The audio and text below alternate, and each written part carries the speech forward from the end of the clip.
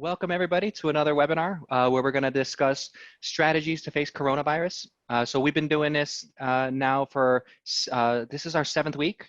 And before we kick it off, I just want to say that this webinar is for everybody. So if whether you are a studio, a personal trainer, a gym, or you work at a organization like a YMCA or as part of a franchise network, there's going to be pieces in here that will be relevant to everybody. And so we've designed it so that this way we can talk about broad topics and not really make it super targeted at one business model or another. So with that being said, thank you so much everyone for taking the time to join us today. Special thanks to the panelists for joining us again. So thank you guys so much for taking time out of your schedules and sharing your wisdom with not only the attendees here, but also with us. We also really love hearing what you guys have to say as well. So yeah, thanks on that one. The other thing is you guys might feel like I'm a record on repeat, but we are hosting these in other languages as well. So if you know somebody who would like to hear webinars that are in Spanish, German, Dutch, or French, those can also be found on the website as well. So feel free, and you can join those or pass that along to any friends and that you may have in other countries as well. So without further ado, let's go ahead and kick off some introductions. So going over here to my next slide, Junior, you want to introduce yourself? Everybody, thanks again, Kalen, for having us. My name is Junior Leoso. I'm down here in San Diego, California. I am a small gym owner, amongst other things, and been a Virtuagym client for some years now. I'm looking forward to sharing some insight with you guys today. Thanks, Junior. Hi, everyone. Hi, my name is Tim Calise. My background is spent a number of years heading an 150-unit technology-driven fitness franchise, and most recently took a role as leading both Gym Launch and a company called A.L.A.N, whose main focus is to help get more leads to show without any more work on your part. So looking forward to the conversation today, because really see lead gen as being an important topic as we kind of manage potentially the back half of what's going on and look to kind of resume some semblance of whatever the new normal might be. So looking forward to the discussion. Thank you everyone at Virtuagym for having me. Appreciate it. Thank you.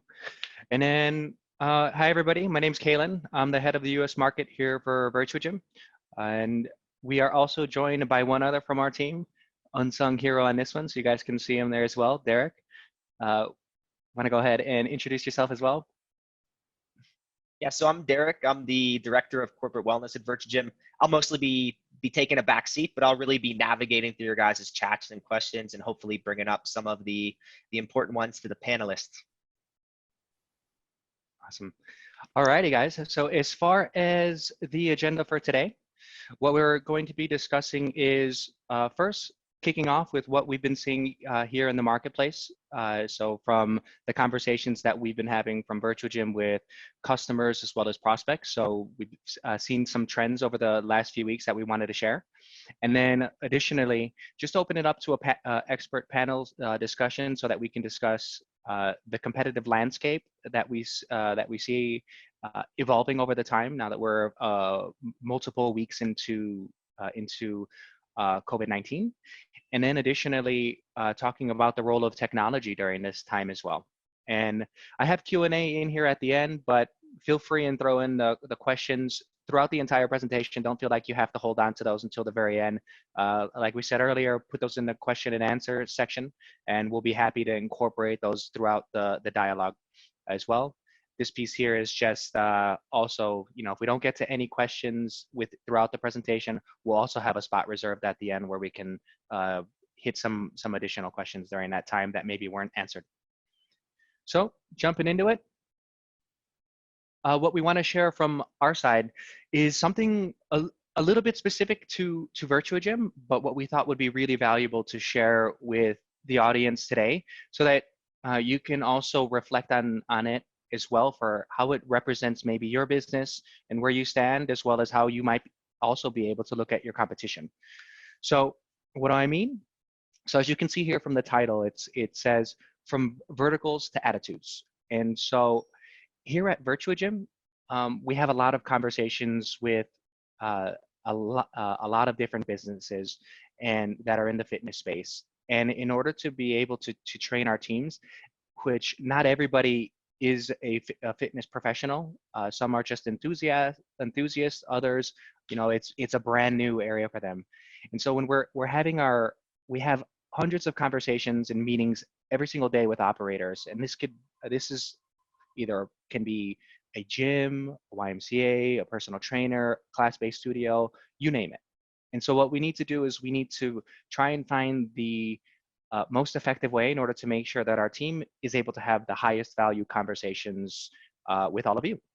And so what we've done in order to do that is we've created an approach that's based off of what we call verticals and roles. So you guys might have seen something like this similar, and you maybe use something like this similar in your organization, where it could be a customer persona or a buyer persona.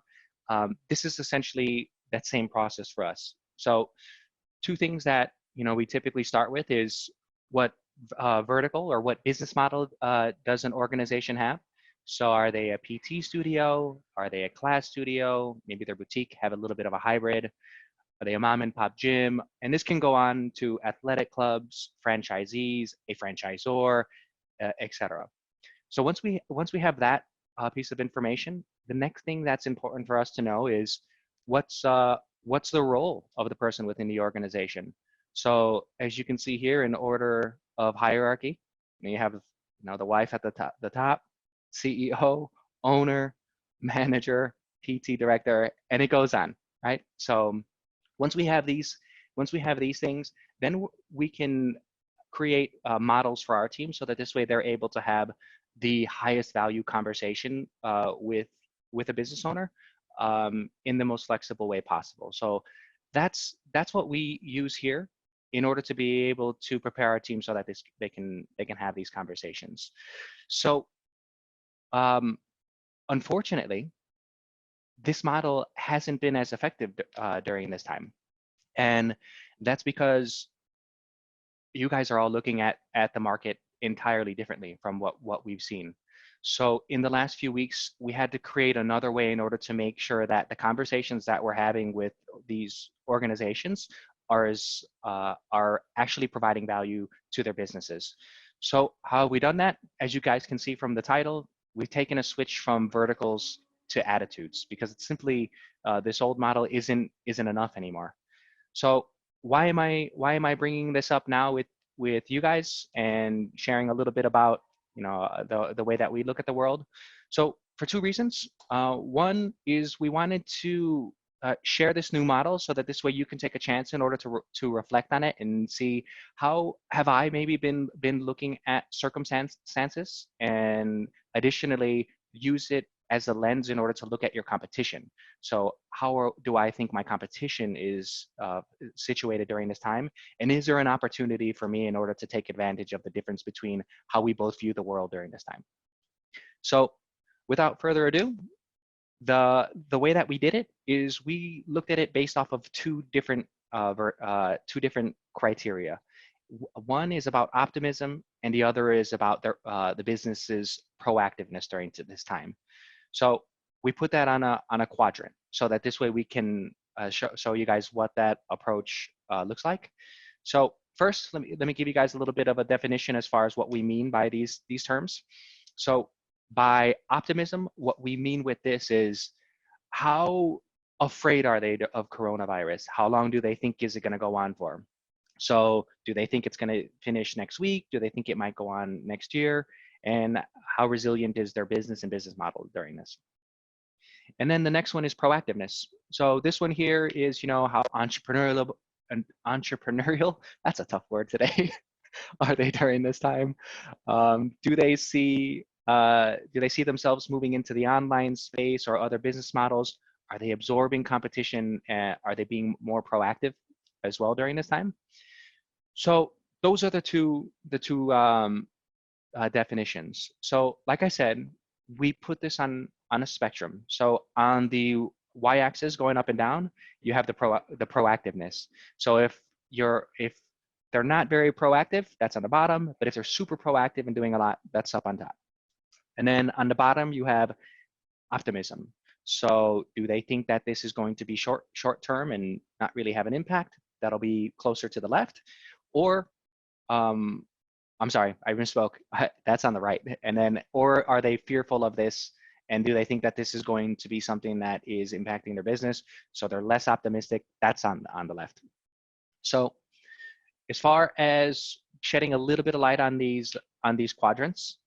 So if you are not very proactive, and you're at this bottom rung here, and so if you're not proactive and you're on the far end where you're looking at this as doomsday, that's the far left and bottom here, where you basically crap the bed and you're like, oh, our business is doomed.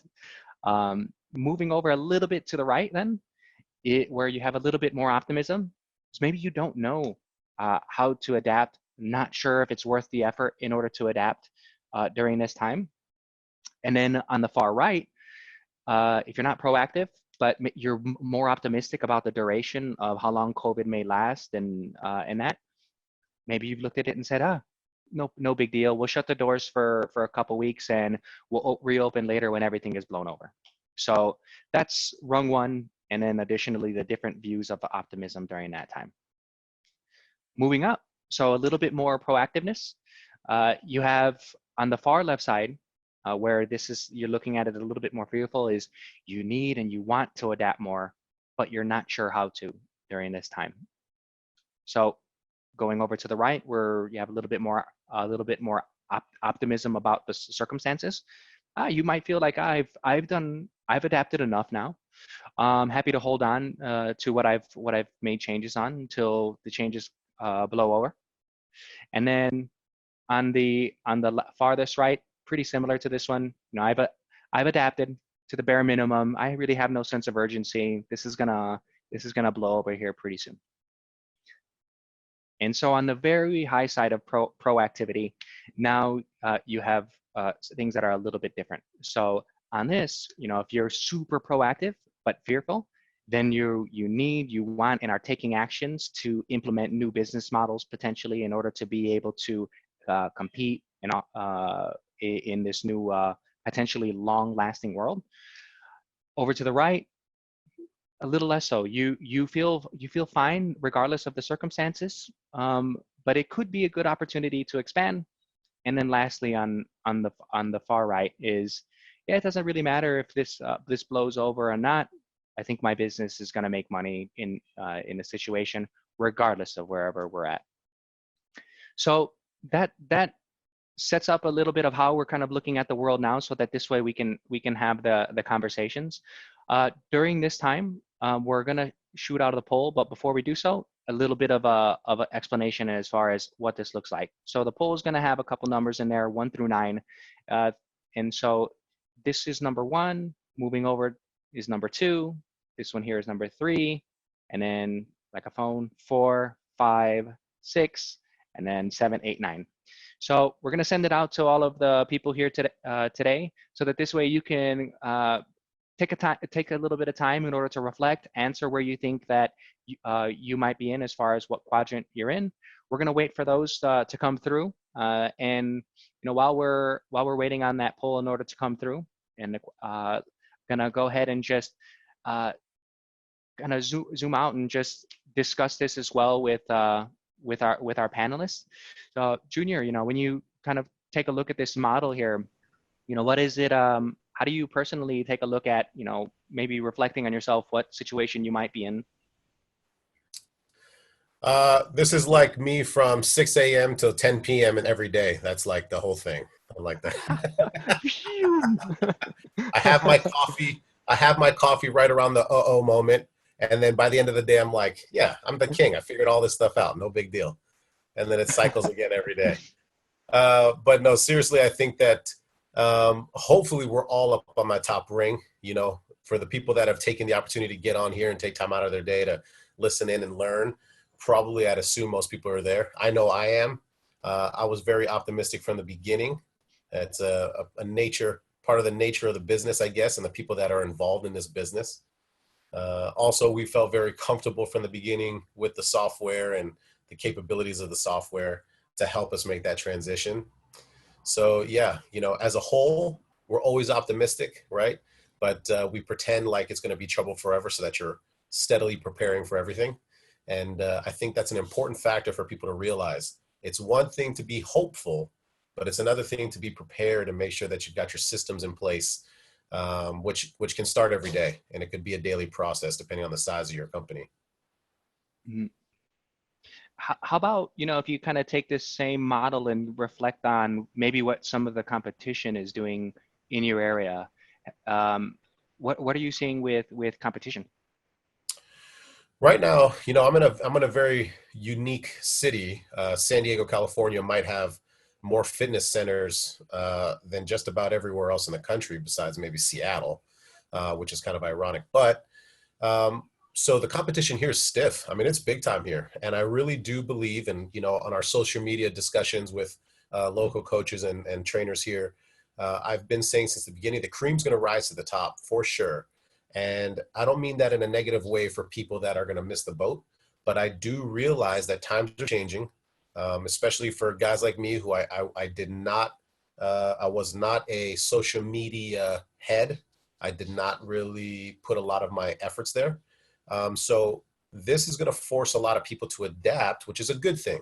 It's a horrible scenario and it's a horrible reason, but for business, this is going to be a good thing. Everybody's going to come out better, or you might come out lacking. And I truly believe that. My neighborhood in particular already have had a handful of businesses announce their closures. And that just happened in the past 10 days. It is very unfortunate. But on the flip side of that, there's just more opportunity for the guys like myself who are going to stick this out for sure. Wow, so a couple people already have turned up shop then. Yeah. Yeah. And there's going to be some big news to come. I mean, with the very large players, the largest players in the country, there's going to be some big news to come with guys like Crunch Fitness and 24 Hour Fitness for their centers that might not have been doing so well, and maybe they were looking for a reason to move on. And we have both of those. In a 10-block radius here, I think we have something like 56 fitness centers and 56 personal training studios right here. So we are in a dense population. There are many areas in my neighborhood where there are 2 to 3 fitness centers or personal training studios on the same block. Yep.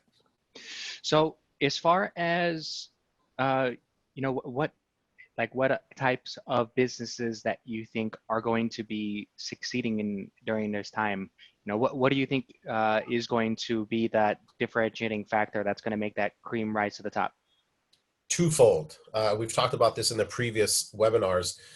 One is going to be your client relation. So this is going to make you get back into the grind again.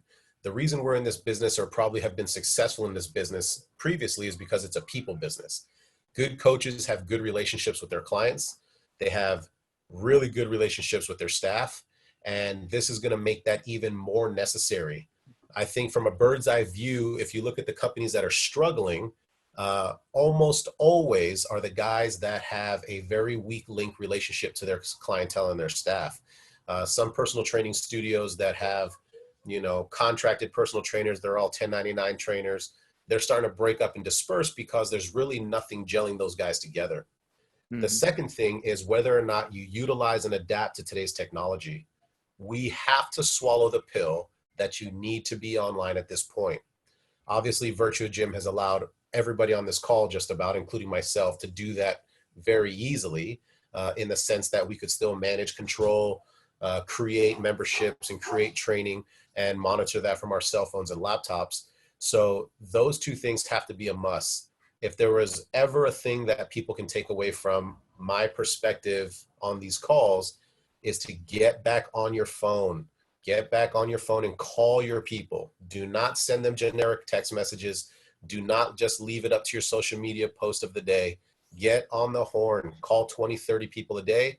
Assign your staff to do the same and make sure that people are okay and all right, and that you're not just patting their backs when they're paying your bills, because Now it's our turn to return the favor.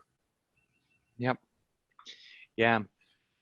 Tim, I think you mentioned in the last call, you run 4 facilities yourself as well, right? I do. And where are they located at? Massachusetts. Massachusetts. Okay. So as far as, what you're seeing there with your organizations, how have you seen the change as well within the competitive landscape for your facilities? Yeah, and as both I own and operate 4 locations myself, but we also consult and coach approximately 2,000 gyms worldwide. So we've got a lot of data around this, and I think that the thing that I would ask you to think about is, obviously everyone's familiar with the phrasing, in every crisis there's opportunity. But what is the permanent mark? What is coronavirus enabled in the marketplace that otherwise wouldn't have happened? And what I mean is, I think we just pulled forward 10 years of transition into about 3 months.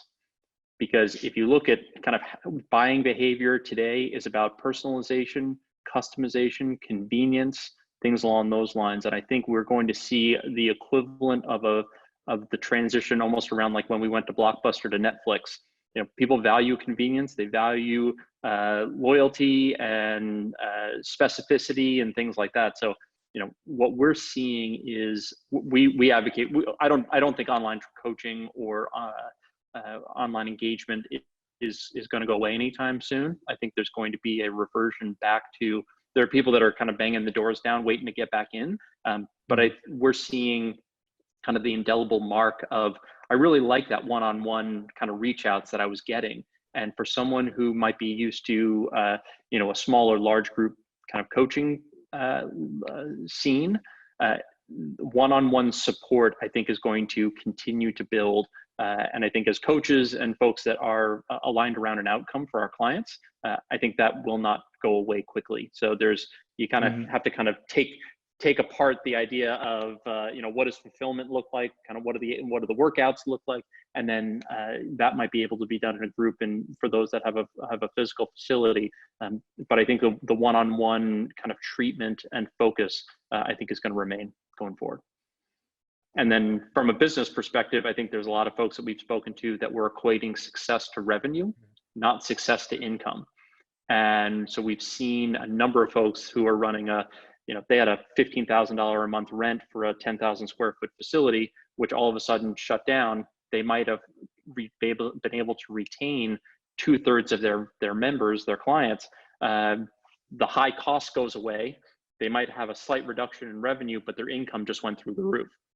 So I think you have to kind of think about what kind of business do you want to end up with. And I think you're exactly right here, Kalen, on kind of the proactivity versus optimism. Some of it's in times of uncertainty, you got to find the areas of control.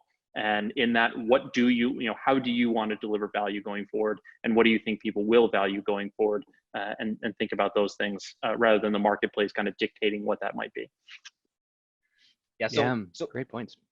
Yeah, and based off what you said, Tim, it's interesting. I'm actually looking at the results of the poll. Basically, 25% were in the top left in that needs and wants to roll out new business models. And then another quarter, or another 25%, found themselves in the needs and wants to adapt more, but not sure of how to. You've already touched on it. Could you maybe elaborate a little more? So what specific areas would you encourage them to look into to start looking at their processes or, business functions, et cetera? Yeah, so how we would think about it is kind of in twofold. So what does demand and lead generation look like? And then what does fulfillment look like? And so I'll give you an example. Prior to coronavirus, we at A.L.A.N were generating leads. So our core business is taking someone from being an opt-in to getting them to walk through the physical, the front door with a credit card, ready, willing, and able to be a buyer. That was where we were focused. And we do it in a fully automated fashion. So up until coronavirus, that was our main mandate. Well, all of a sudden, overnight, all the physical facilities basically shut down. And in a period of about 72 hours, we transitioned our entire business from generating somebody walking through the door to doing a phone sale. And what we saw very quickly was we were actually able to get a lot more people on the phone in comparison to getting the number of people to walk through the door. So we had a higher kind of show rate, if you will. But what we saw almost immediately was closing rates plummeted. Even the guys that were good at sales in club, like in person or even over Zoom, we saw, you know, even if they were closing 2 out of 3 or 3 out of 4, they were all of a sudden closing 1 out of 4 because a different skill set was required in order to make that successful. And because we have data on this, it took an average of 26 phone consultations until all of a sudden it was like the lights like turned on. And they went from doing, you know, closing 1 out of 4 to now they're closing 2 out of 3 or 3 out of 4 over the phone. The interesting thing though is cancellations basically went to 0 during coronavirus because everyone was at home with time on their hands. So I think specifically around, you know, don't be afraid of acquiring a new skill set. It's not the process. It might just be a learning that you need to take on and adapt to. And so there's a little bit of a learning curve there. And then on the fulfillment side, we basically switched most of our clients switched to some kind of remote, either exclusively remote or going forward a hybrid solution of some kind. And I think people still value that one-on-one attention and trying to figure out, and we espouse a business model of basically a high margin personalized experience, because I do believe that the marketplace will still value that going forward. So you kind of get the benefits of both sides, depending on what you want to have going forward. And again, we have people that are literally walking away from their club saying, you know what, as a coach, I really didn't want to be a business owner. I wanted to really be a coach, and I wanted to be an advocate for my clients. And I've now found a way to do that from the comfort of my own home in a way that's either a lifestyle business or potentially even a higher margin business with a handful of coaches. Excellent. And I think maybe just one last question for Junior related to the poll. What we saw, and I was surprised to see, is there's actually kind of a couple people who were down there kind of in that 8 quadrant. So basically don't know how to adapt and not sure if it's worth the effort. Obviously, you're a very motivated individual, but aside from that, you've been very successful with your business. I'm sure when you first started, you probably had some doubts as to whether the stuff was going to work out in your favor. And fortunately for you, it has. I guess, was there any kind of advice or recommendations you would kind of give them to get out of this mentality and start thinking that, hey, I need to do this, and it's very likely that it could be successful? Yeah, great point. And this is a solid one for a lot of people. Number one, understand that this is truly possible. A lot of companies are already doing it. So this is not a gimmick. It's not a what if you could. This is a very tangible thing. So that's number one. Number two, the systems already exist within this software. So make sure that you're asking for help. I am by no means the tech guy, but what I am is persistent. And there's probably a few people on this webinar who were sick and tired of answering my emails, but I got some questions done and I figured out how to maximize the system in a way that was necessary. And third, but not least by any means, is you don't really have a choice. If this is the passion of your life, if this is the passion that drives your business, you have to adapt. There's no more in-house for now. So you can either wait on the side till all this blows over, whenever that is, or you can jump on now and start implementing your business now. So step one, understand that it's very possible. Number two, get as much help as you need. There's a lot of people already implementing this, including myself. I'd be more than happy to help you. And number three, you don't really have a choice. Number one, you can either get on or you can find something else to do. That's the reality of the situation. I just want to add it before I move on that, so we spend a lot of time on lead gen and demand generation all the way through the last 6 weeks or so. For those that have continued to run a lead generation program of some kind are going to come out of this in a much stronger position than those that hold on. So I think Junior is exactly right. You know, I think you don't really have a choice, and your competitive landscape, the competitors around you are going to be proactive, even if you are not. And so I think the question that I would ask everybody is, you know, when we come out of this in the next, you know, two months, 2 weeks, 4 weeks, 8 weeks, whatever it might be, you know, do you want to have a full gym? because that is absolutely possible with numbers that we're seeing. You know, we're getting somewhere between around 40 to 45% of all leads to actually come to a phone call. And with what we're seeing right now for like Facebook ads, if you want to run paid ads, they are relatively less expensive than they were even 2 months ago. So there is opportunity if you want to find it. And I think that all just depends on the lens that you bring. But just know that people are out there and they are desiring of the services that you have. And Virtuagym and a number of other platforms can either be used exclusively or in combination, to Junior's point, to be able to fulfill on this. So. Yeah, thank you guys for adding on that. I think a lot of us right now, we're talking about, you know, making sure that you are taking this opportunity in order to be proactive. And obviously our urge is to try and get organizations in order to move up on this proactive access in terms of what you're doing in order to get offensive during this time. And with that kind of being said, you know, to also take the time in order to look at how, you know, where is your competition at during this time? Where are you at? Where do you want to be?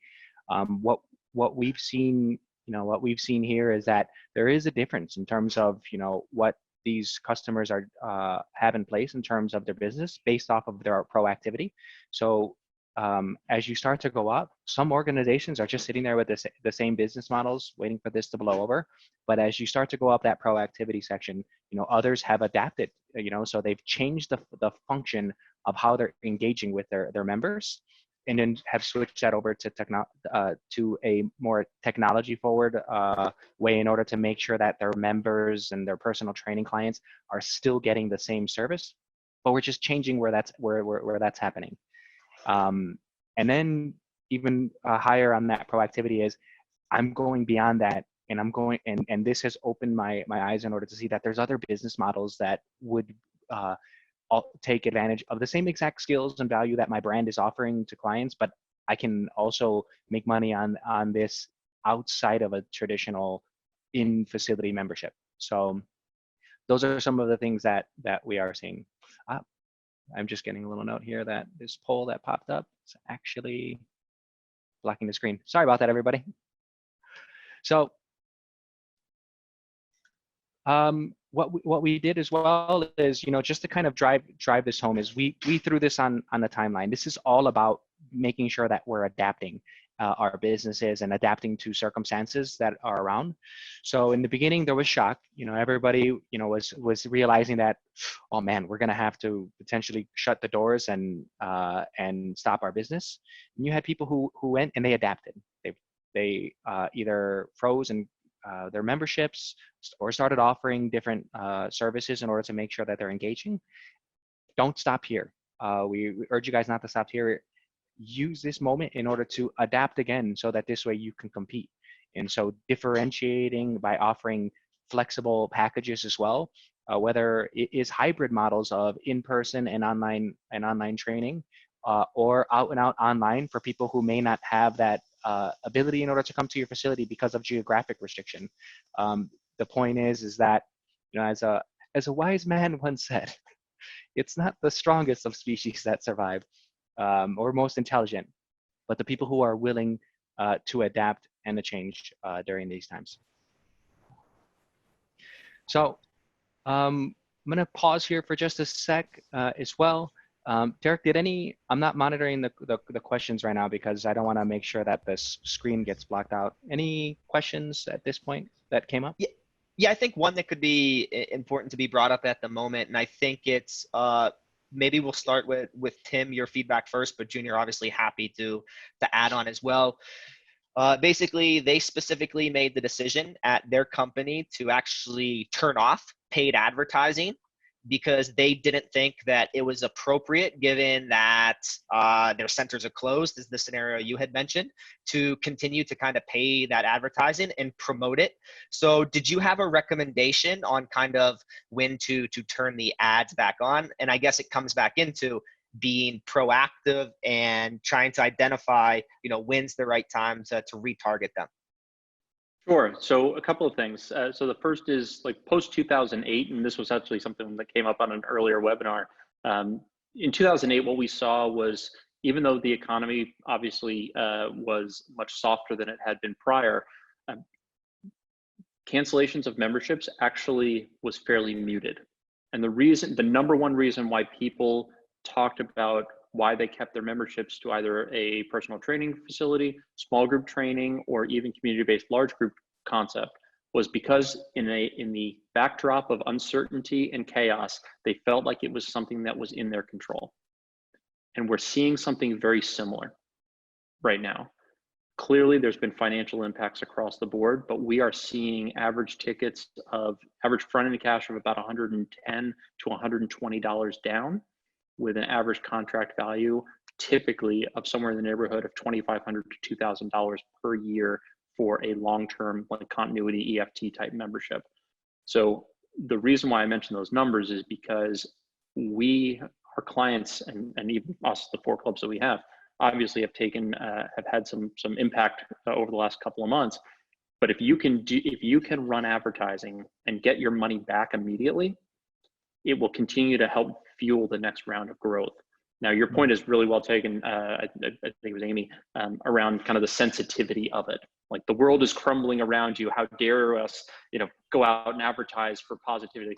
I will tell you right now, and you can probably see it in every other meme on Facebook, where it's people are going stir crazy.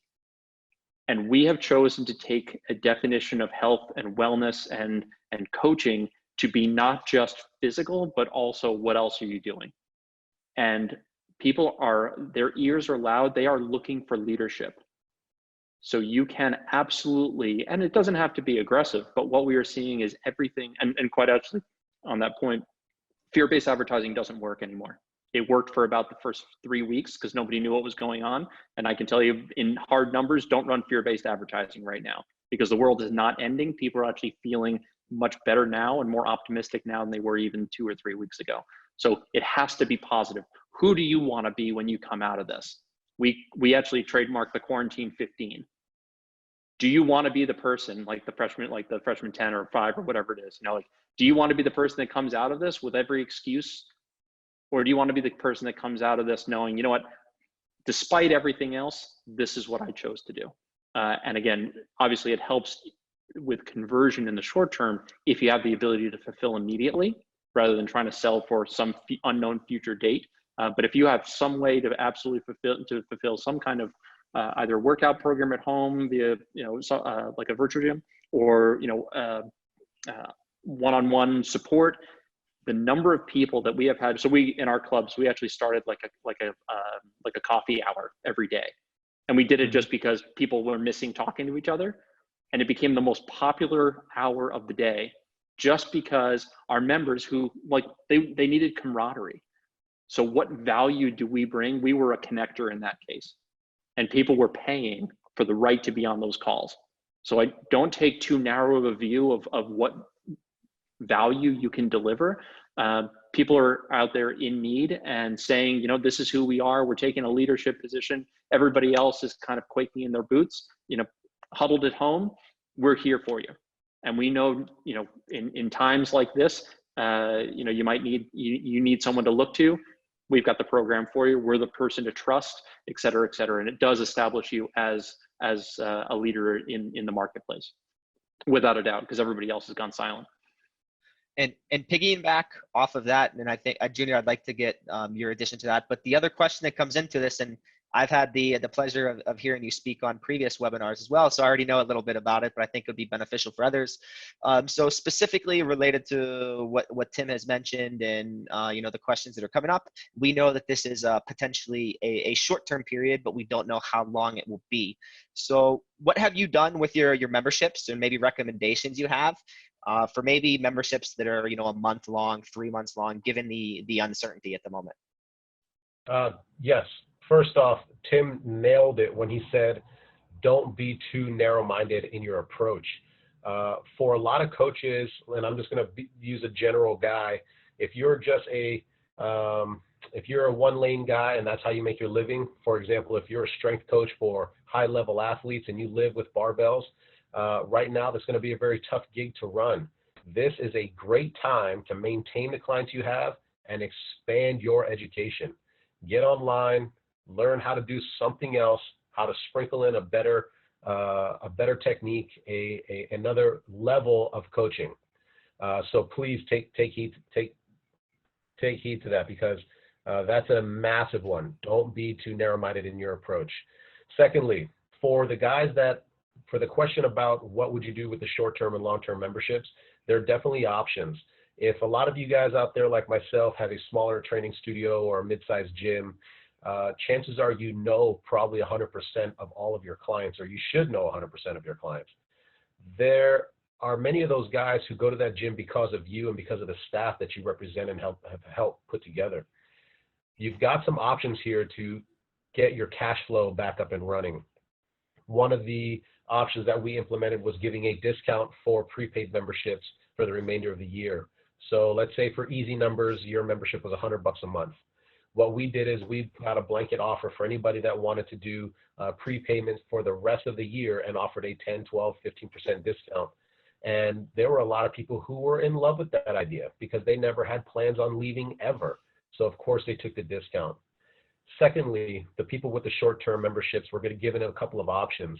One, they get a free membership for friends and family, or they can cash in on private lessons when the gyms return or online. In my specific situation, we have coaches in different genres of training, which is what makes us a little bit special. So we have one strength coach, one breathwork coach, so on and so forth. And so for our clientele to get access with a private Zoom lesson with our breathwork coach was a very big value, and it was a very big add. And it was no big deal for them because A, they like you guys. All of you guys and girls are probably likable, which is why you're good at this business. And B, they care about their health and wellness more than ever. Another point that Tim made that is spot on is people are looking, or at least realizing, how much they can do for themselves. Even living in a place like San Diego, California, I have never seen so many people jogging on the street. I have never seen so many people walking and jogging groups on the sidewalk, because now people realize, oh yeah, I can do this. And oh yeah, 20 minutes of a run or a 10-minute meditation class is not that difficult, right? Because they've had long enough. In a weird way, good for everybody on this call, our people, our client base has had long enough to realize, I do have time for this. And yes, I can benefit from this. So making sure that you come from a place of purpose and come from a place of care, because when this all blows over, that's how they're going to remember you. Don't go with the fear-based mantra. Come from a place of how are you going to be remembered? Tim said it. How are you going to be remembered once this is done? When your doors open again, are they going to go, no way? Or are they going to be like, thank goodness, that guy helped me get through and I cannot wait to be a part of that? So a lot of good content there, guys. Make sure you guys are taking all that in for sure. Awesome, guys. So switching gears, I'm going to go ahead and move a little bit into the role of technology during this time. We've been scratching the surface a little bit, but want to take a time in order to take a little bit of a deep dive. Also, for the audience members who are here, yeah, feel free. This is the moment in order to ask some of the nitty-gritty questions about the details as far as how's, the what's, and in order to be able to make sure that your business is maybe learning some other cool things that you can implement using technology during this time. So, you know, as far as from the Virtuagym side, a lot of the things that we've kind of talked about in the past meetings, we just kind of want to give you a sense of the view. And many of you guys are Virtuagym customers, but if you're not, here's a little bit of an overview on some of the things that we are able to help with. So from our end, you know, what we want to do is make sure that you're able to have an offering that is attractive enough in order to be able to get people in order to come in. So it could be accessible packages like a digital membership. So during this time, so the platform will provide you with an opportunity in order to be able to offer a digital membership to your members during this time. Additionally, should be thinking about, you know, how am I going to be engaging with people during this time. So customers already that you've had maybe already great relationships with when they're coming into the facility. This is also the moment now in order to make sure that you don't stop. You make sure that you're able to continue along with those things. So this is the bread and butter of the Virtuagym system. So this is where you can use the touch points within the platform that are going to include things like a workout builder, a nutrition tracker, the ability in order to launch challenges for them to participate in during this time. And then lastly, using the network that exists of your customers in order to make sure that you're growing your business and having them promote it via word of mouth and sharing these things with their clients or with their friends, sorry. So I don't want to jump into the Virtuagym system any more than that. If you guys are interested in learning a little bit more, we'll send out a poll right now. If you'd like to do a more in-depth demonstration, we can make sure that our team can follow up with you so that this way you can learn a little bit more about the details of what that actually looks like. So send that out right now. But with that being said, going over to technology in general. So I'm gonna go to this one for you, Tim. What digital member offerings do you see performing the best, or do you think that will perform the best during this time?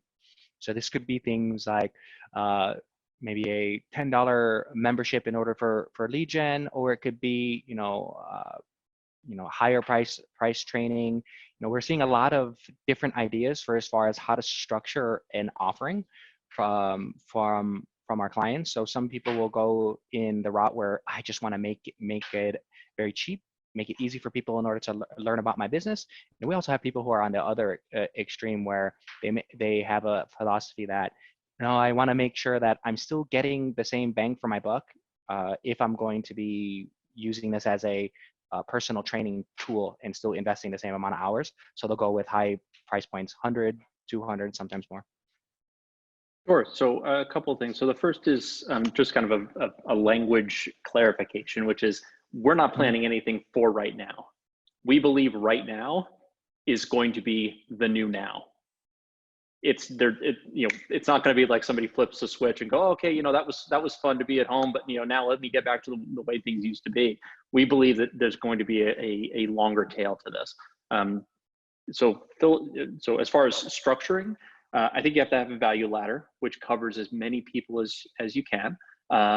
And we believe very strongly in running some kind of free promotion. We don't do LBOs or anything like that. Everything we do has to do with basically attracting interest, because paid trials don't really work anymore. We were the pioneer of the 6-week challenge. That's even starting to tail off, and so we're seeing some other things with that are getting greater engagement. So I think that it's not an either or. I think you have to have both. So what is the attraction that you want to bring forward in order to get somebody to come in, which most people then run some kind of evaluation process. So like, cool, Kalen comes in, is Kalen, maybe right now is not the time, maybe it's financial or fit or something else. What free offer can you give them? Is it inclusion in a Facebook group? Is it a newsletter? Is it kind of what does that look like? Because then you can just build, you can build it, build your list, if you will. If somebody comes in and says, cool, Derek might be the kind of person who came in and is like, listen, I've been thinking about this for a long time. The pain is high. I need to do something. What do you have for me? Well, what have you done before? Well, gyms don't generally work. I really need more than that. Cool. Well, our higher tier option might be the right one for you because you've tried all these other things. So I think you have to be flexible in breadth, if you will. And personally, so I've been a gym owner for 10 years. When we launched, we had a single price point. And the reality is, both in human nature as well as today especially, people want something that fits them. And when you have one price or one offer or one hook or whatever it is, you are only going to cater to a very small part of the marketplace, and anyone else you attract, you're kind of shoehorning into that, that box, if you will. You have to be inherently flexible because people want to be met where they are. And being able to kind of tailor your language, your offering, your fulfillment to those different kind of people, if you will, those personas, I think is important as you look forward. And a question that came through during this time, I think this is maybe a little bit specific to the specific programming and membership model that they have. This one comes from Pradag. So Tim, on this one, we are offering free programming. We are a membership-based community center. Members are access fees monthly, and the question here is, they no longer may be able to charge to help to cover instructor costs. What would be an acceptable fee during this time? So I think that means like a monthly fee. Mm-hmm. Sure. And one thing that I didn't cover, but I think this is something that is important. We see fulfillment in three ways. There's fitness, accountability, and nutrition.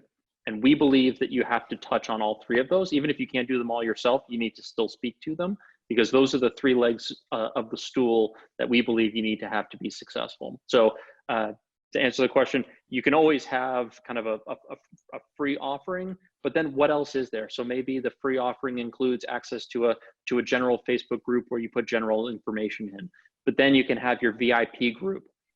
Literally name it, your put VIP in there, like, we've got a VIP group. Well, what does that mean? You get some kind of higher tier level of service. Maybe you get daily check-ins instead of weekly, or, one-on-one instead of group. Think about the levers that you have, and the market will tell you. We actually are big proponents of surveying, because people will say, how can I support you better? What else aren't we doing that you'd like to see us do? And if you see some trends there, I think it's, if you want ideas here, I mean, especially as you're kind of going forward, call a local, we actually called like the local appliance dealer once, that sells ovens and, things like that, and said they always have connections with like private chefs in the area or chefs in the area. Get one of them to do a virtual Zoom at-home cooking class.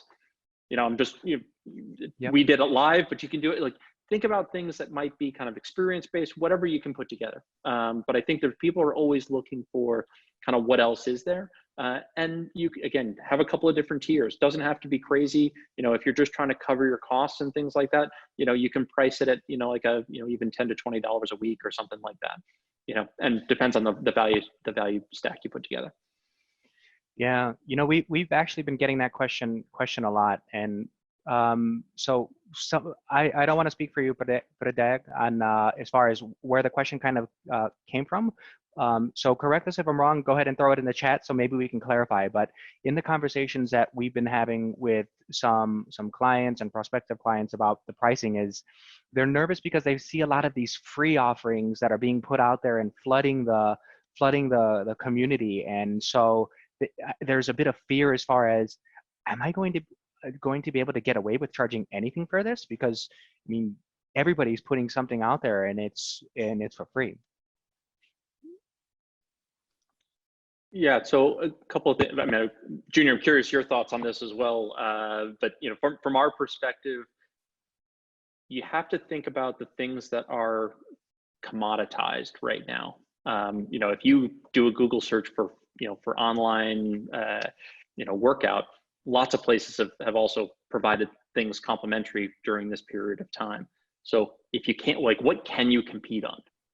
I will tell you right now that Peloton and other people cannot do one-on-one coaching, direct, like accountability coaching, for example. So they can provide great content, and other platforms are providing content. I don't think content's the play. I think you have to see, Susie, who has a goal, who needs someone to help them, is not going to be catered to in that way. So think about, what are the two-way opportunities that you might have? You have the opportunity to be personal. And I think that's where most of us can compete. And I know Junior does a great job, with his facility, reaching out to his members. He's been super proactive. That's tough to replicate. And it also creates a ton of stickiness both now and into the future. Maybe do a 2-for-1 play or something like that. There's all sorts of things, bring a friend or whatever it might be. How do you leverage their standing in the community?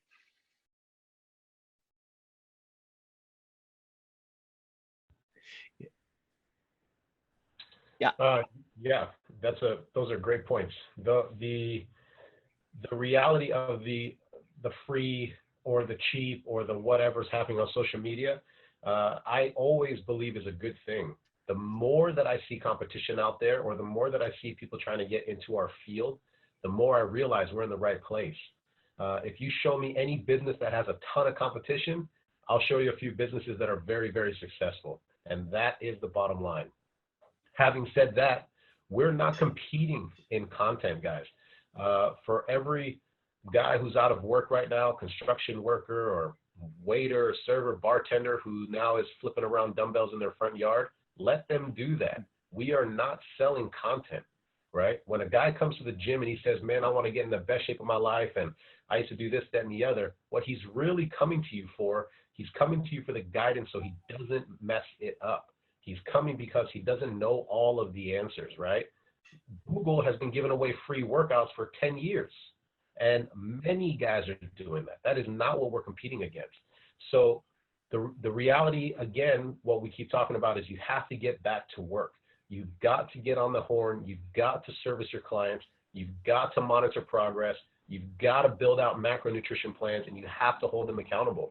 For us, this is not something new in a way, but my business has not really suffered the attrition rate that other businesses have. And I really owe that all to the fact that we hone in on what we have. We treat our membership base, if you will, as our sports team. So we're not looking to always add guys on the football team. We got a 53-man roster that needs to get to the Super Bowl, period, end of story. If somebody wants to jump on board, of course, we'll welcome them. But our business model is based on promoting from within. We always service the client first. We ask for referrals through that business. It's an old model. I know some of you new guys have never heard of that, but it's the way we used to run the gyms back in the old days. Nowadays, you know, everybody throws an Instagram out there and they're just waiting for the doors to come flooding in. Don't worry about those guys. Encourage them. I get on those posts when I see the guy doing the Harville kettlebell swing. I get on there. I say, man, good stuff. Keep it coming. Man, get those guys rolling. You know what I mean? The more people that are out there, the more people that will come to you later. For every 10 people that go and click on that guy's free workout and do his one free workout for 10 days in a row, they're going to be like, hey, that wasn't that bad. What else is out there? Oh, for $25, I can work with a certified professional. Look at all his cool content. Oh, he offers meal plans, accountability, check-ins, weight, blah, blah, blah. It's a no-brainer, guys. No-brainer. Awesome. All righty, guys. So it looks like we're 2 minutes over. So if you guys have participated in the webinars before, we're going to stay on for another 15, 20 minutes in order to answer any of the questions that have come through. Also, during this time, you know, if you had some questions that you wanted to ask throughout, feel free and throw those through on our end. We also, if you'd like to go ahead and speak and maybe your question needs a little bit more of like an explanation about the circumstances of your particular area and that, raise your hand as well during this time. You have the ability in order to go ahead and do that. And if you feel comfortable chatting, we can unmute you so that this way you can join in on the conversation. And even, of course, we know there's a lot of smart people who are on the call as well and doing some other things. If you have some things to share, same thing, raise the hand. We can have that go in there as well. So gotcha. I see, here comes the hands. Yeah, I was gonna say Brandon, as you were talking, Kalen was eager. So Brandon, I'm gonna go ahead and allow you to talk. So just know that your mic will be open in a couple seconds. So looking forward to your question, and feel free to address it directly or kind of more generically as well.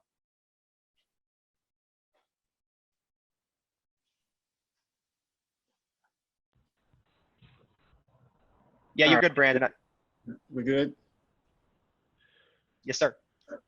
Cool. I didn't necessarily have any questions. I actually been with Virtuagym for about 2 years now. Opened up with Virtuagym, my own portal, 2018, August 8th, 2018.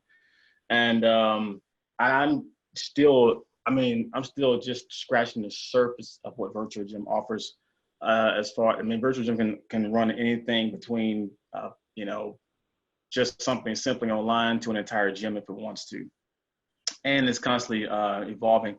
And so I would definitely say that I was making a comment earlier in the chat about the video on demand. I was just actually on a call about that with Robin not too long ago, just contemplating on that and really looking into that and thinking about the combination of what it can really offer.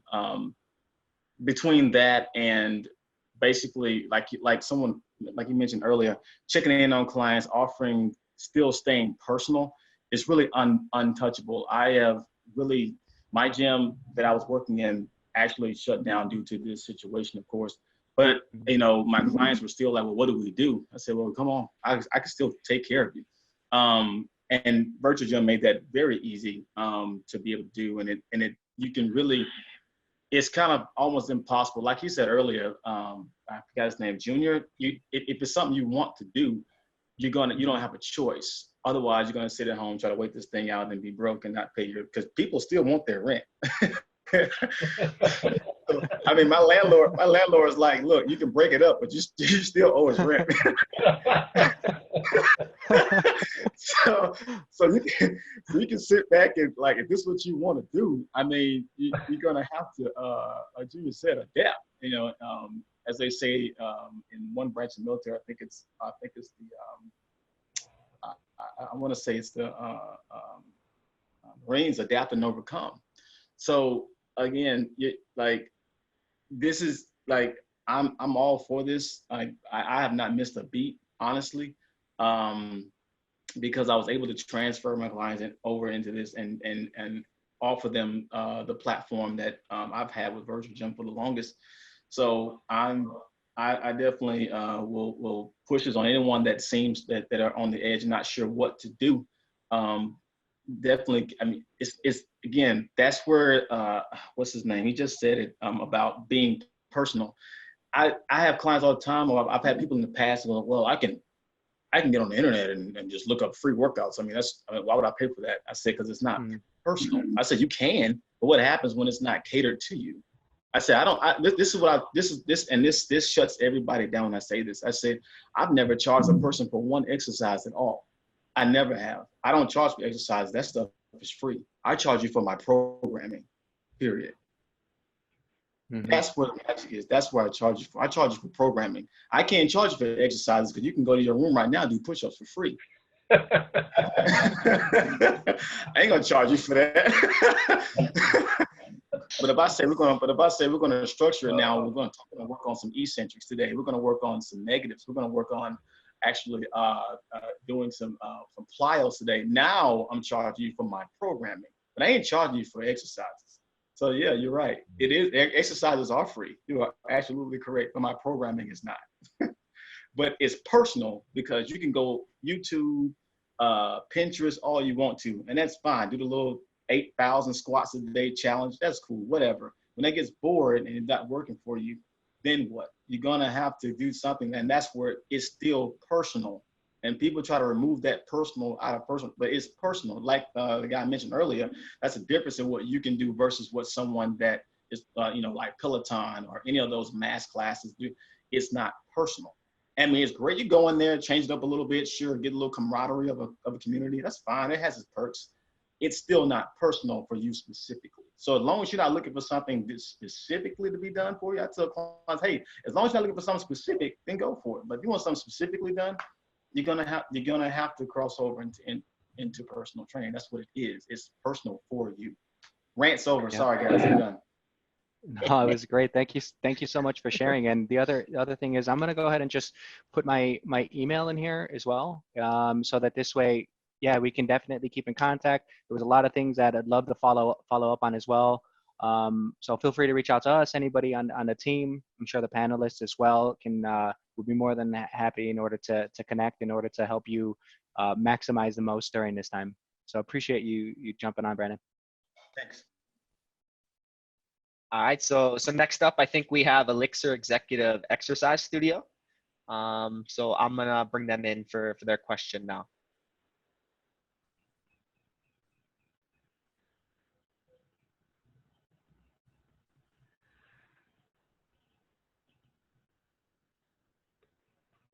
So Elixir Executive Exercise Studio, you should be able to speak now. Okay.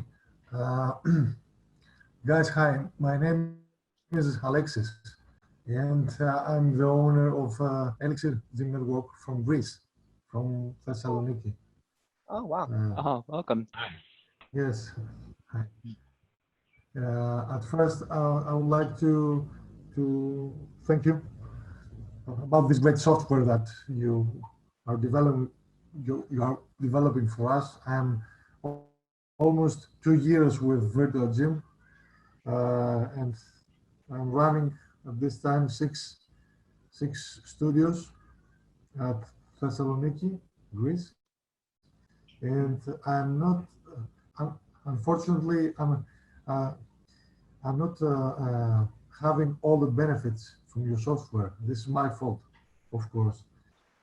And for last this last 2 months, I'm using this software uh, as much as I can. And I want to ask you, I'm using the live streaming from YouTube. And can you tell me if the cyber safety, it's okay? You know, we are using the URL in the appointment, in the booking session. And how safe is this? And what about the music? Have you done any arrangements about that? It's a matter that is concern us a lot. Yeah, that's a good question. And so in our last webinar that we did last week, we had Sheldon from Universal Athletic Club who joined, as well as Becky from a YMCA. And so one of the things that we were discussing was, what's the benefit of using a Zoom over a YouTube at the time? And the question about music also came up. And so, as you guys know, YouTube will block videos that don't have the copyrighted music on there. And so that's one of the drawbacks to that platform. And so that was one of the pieces of on the music side. So they use Zoom, and then they also have a subscription to a music provider that they also run through Zoom as well, that can play at the same time as the instructor is giving the cues. And so that was at least the way that it was addressed by that customer. Junior, on your end, how are you addressing the music and the security piece? I think I heard two pieces of that question. Yeah, so the music piece Yes. is really interesting. We have one of our head coaches, great coach, by the way, Laura Pelosi from Brazil. She's a spin instructor as well. And so she had a mixer. She has a mixer on her computer that allows you to mix so that it doesn't override your microphone. I unfortunately don't have that. So we have been doing the best we can. We literally were playing the music through the laptop. We were using Google Play. So in our gym, we have the Sonos system, and we tie in Google Play, Pandora, Spotify, etc. So on my laptop, we just have the Google Play workout tracks playing while we stream the live workouts. As far as the security thing goes, I'm not too certain on how all that works. We have tied our live stream Zoom links directly into those web banners, as we talked about before. So Alex, if that's something that you're interested in, rather than putting those links in the schedule calendar, because they're just not clickable yet, so they're not a hyperlink active when you open up your phone or open up the app, but you can make it hyperlinked and clickable if you put them in the web banners, which is found in the little marketing section of the system there. So that might be a quick fix. I'm not too sure the approach on the safety side of the security, though. Not my realm. Yeah. As far as like access, though, I remember when we were first chatting, when you a couple of weeks ago when you first went to the Zoom classes, you mentioned that you had the access to where it would automatically allow people in. Have you changed those security settings to No. ask for, okay. We didn't. So one of the things that I'm sure a lot of you guys know by now is Zoom does give you the option to require a password so that you can lock the meetings, and we did not do that. The second thing was we found it was much easier to not have a waiting room created. This way nobody got left behind or forgotten. So we disable those options for the live group classes. This way when somebody gets in there, they're in there and they don't need a password. It makes it nice and simple. And from the aesthetic side of using the app, it's much easier and it looks much smoother when they see your branded content. They click the button and they're in the workout. It doesn't ask them for anything. So it just looks aesthetically smoother as well.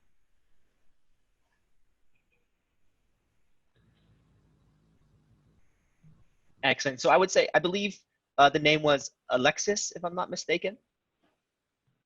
Yes, Alexis. Yeah. Yes. Yes. So I would recommend for you to reach out to the support team.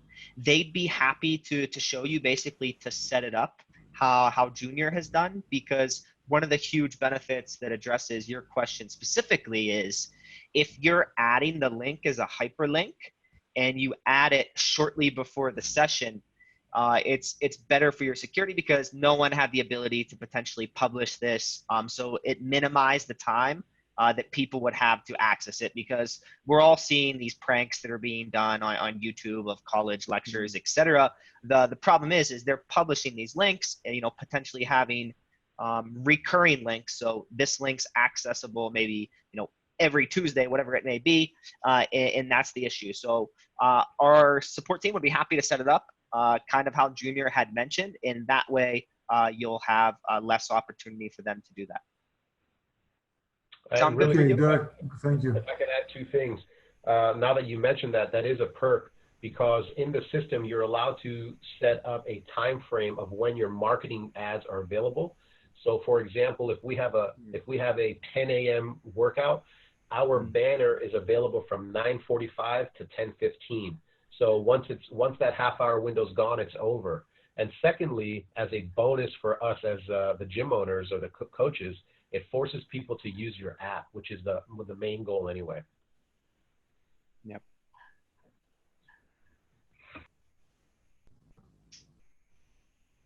Got you. So thank you, Alexis. Please do reach out. Kalen, do Thank we you have very time? much. Thank you so much. Do we have time for one more question, or you think it's time to end this session? So I'm happy to go for one more, but I also want to be respectful of everybody's time. I know that you guys might have appointments in order to jump into. Would it be all right, Tim and Junior, if we took one more? Yep. All right. So I do apologize because I see there are several questions. I have no other fair way to do it than just take by who's on the top of the list that I see. And for me, that's Will at the moment. So Will, last name Coix. I'm going ahead and allowing you to talk here now. Hi. Yeah, so I am a business owner of Power Boxing and Fitness. We've been in business for about 4 years now, and we've never had a problem staying open. Yeah, there's been a couple hiccups here and there, but obviously with the virus going on, it's affected us a lot. And I'm trying to stay on top of things. And at first, I really did not want to do like an online thing because I'm like, I guess, a little bit old school, but I'm also new school.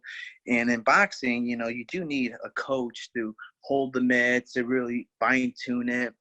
And we do offer like a boxing fitness class, and I guess this is where I would go mostly.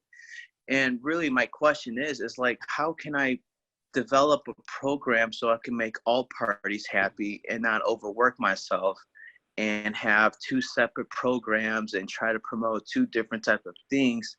And I'm kind of upset because I messed up and had my own Facebook Live online class, and I completely missed like the first half of it. But I'm glad I'm able to ask a question. So if you can just help me out, understand a little bit more about what Virtuagym is, and I apologize for missing it earlier.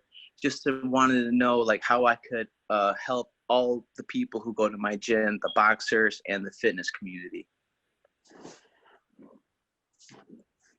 Yeah, thanks for the question, Will. And as far as just giving you a quick overview, I can give you the quick spiel, but we'll definitely follow up as well, so that this way we can give you a more thorough demonstration of the technology itself.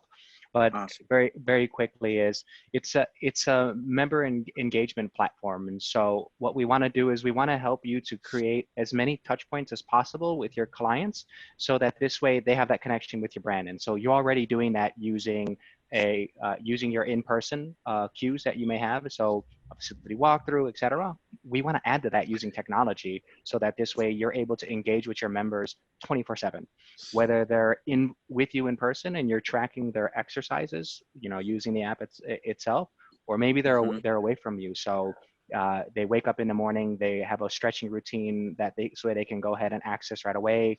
Maybe they're stressed at lunch and they want to take some time in order to meditate. So you have a group set up, so it's like a private group, private Facebook, where they can load a meditation video and then go through that. And all the while, sending them a little reminder that, oh, your class is going to be later on today, at 6 p.m. at your normal time. So rather than just having that one brand touch point, where it'll be when they're with you in the class, your brand is interacting with them 24 hours, so that this way it's more sticky. And we use technology touch points with what you're doing as well in person. Cool. And so I guess what I'm trying to get to also is, when it comes down to the actual boxing training, I'm teaching people how to throw a jab, how to do a specific footwork drill, or how to turn and pivot right on their punches. And, I can't help everybody if I have, like a certain person who wants to compete down the line, and then someone who just wants to lose weight. Is there a way that in this Virtuagym I could, is there help that I can get help developing my program? Because this is all so new to me that every time I get a certain person who comes into the gym, I'm able to direct them to the class of the right time at the right place. And, when it's time to open up again, I obviously, if it goes well, I will want to continue it as another way to give them more value in my services. So when they're, they want to get a lunch break, they can, throw some punches in the air or something, or have their own workout when they're on vacation. I guess what I'm trying to get at is there some way to help develop the program? So I've seen a lot of people who have these, build your own online programs and whatnot. So I didn't know how you guys, handle all that stuff. Yeah, that's actually a good one. And I know Junior has martial arts as well within his offerings. And we were chatting a little bit about how he is going through that right now during the social distancing. So you want to shed a little bit of light on how you approach that, Junior? Yeah. Hey, what's up, Will? Hey, where's your space located? It's in a suburb outside of Chicago. The town is actually called West Chicago, and it's a town outside of Chicago, about 45 minutes away from the city. Right on. It's in more of an industrial area, so it's not very commercialized where we're at. It's like a warehouse, pretty much. That's really cool, man. I think just listening to that, I would encourage you to surely get your stuff online, because you'll broaden your reach much further than West Chicago, first of all. Second of all, to answer your question right now, there are definitely options for building your program in the system and finding easy ways to schedule it. I'd be more than happy to help you. I'm sure there's some people that support that would do it as well. But if you look through what's happening right now on social media, online, the top guys in the world are doing the same thing you're going to do, right? So for a second, at least for the coming weeks, days, the playing field is pretty level. Some of the top martial artists on earth have streamed all of their stuff online. They're breaking down techniques and offering conditioning workouts. For you, in your specific scenario, I would challenge you to think about this as a short duration time. Maybe build a conditioning program for your competitive fighters, and a separate at-home fight fitness workout for those groups, and maybe deem it in your mind as a 4, 8, 12, 16-week conditioning program. And if it happens to be over sooner than that, then you're okay. But furthermore, once you've built this system out once, you can monetize this over and over and over and over again, because there'll be people forever looking for avenues to get boxing into their fitness profile. We have done exactly that. We offer our classes actually called Fight Fit, and we stream those online, but our coaches have gone ahead and put together 25-minute workout programs, and we'll continue to compile these, breaking down jabs, pivoting on your foot, and then at-home workouts for people that have a heavy bag, people that don't have any equipment, and then you can run these features all the time. The really interesting part about, or cool part for you, Will, is if you're in a small area now, maybe a lot of people don't know you're there. This is a good way for people to get a taste of what your style's like. And then when all this blows over, they'll come and be your in-person client as well. I wish you the best of luck, man. Thank you very much. Yeah, brother. Awesome. Thanks for sharing, Junior. And Tim, I know you guys consult with a lot of different organizations and fitness businesses, and I can definitely imagine there are very unique challenges for businesses like Will's that are, often combat in person in that. What are you seeing as far as best practices, and what are you advising to your clients? Yeah, so most of our clients are primarily circled around or focused on some kind of weight loss solution rather than kind of competitive fighting. So in that case, there are ancillary services or other value propositions that we've been able to bring forward, especially in a remote setting. But at the end of the day, kind of general health wellness has been the banner that most of them have moved to. Some of them have tried to do group training. Like right now, we put 8 or 9 of our best coaches together, and so we actually run 16 live training sessions every day, 7 days a week for our groups. So all of our entire community can all access those, and that's been a great value add. Some of those have been more either boxing or something else. They're not all straight fitness. So we've just tried to kind of capture as many of the interests as possible across the different verticals. Nice. Well, again, guys, want to say thank you so much for taking the time in order to meet today. I think we'll call it a session here. So thank you guys so much for taking the time in order to join us. Thank you, Junior and Tim, for sharing your wisdom again in the session as well. I really appreciate it, and I'm sure everybody who's here appreciates it as well. So thank you guys, and have a good rest of the day, everybody. Thank you, guys. Take care. Thank you all. Hey, take care, everyone. Thank you so much.